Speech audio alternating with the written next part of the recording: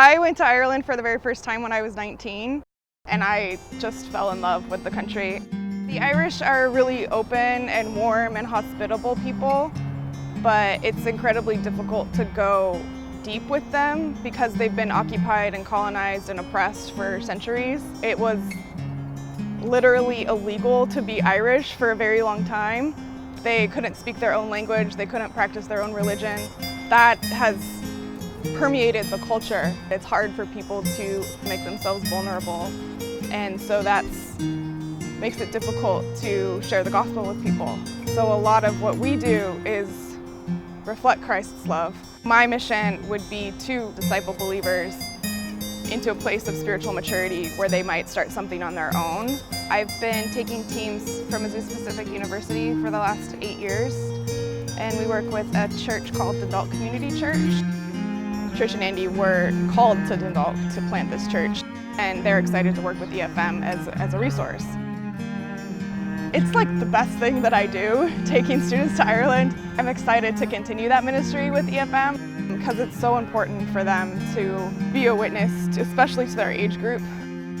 I've gone 14 times in the last 15 years. Even people that love an area, that's not normal, that's incredible, that's a blessing, that's God. And that has helped me to remain motivated for full-time ministry. When I first graduated from APU, that's when I wanted to go. My mom was diagnosed with cancer and passed away a couple years ago. There's some advice that Kathy Perry gave me. Her dad passed away right before she went on field. If I had been in Ireland when he passed away, I would have gone home and probably never come back. It just worked out when it was supposed to work out. I worked with college students for 9 years. I'm fairly certain God will use that. I've managed a business. I, took care of my sick mom for 5 years, and I'm fairly certain God will use that.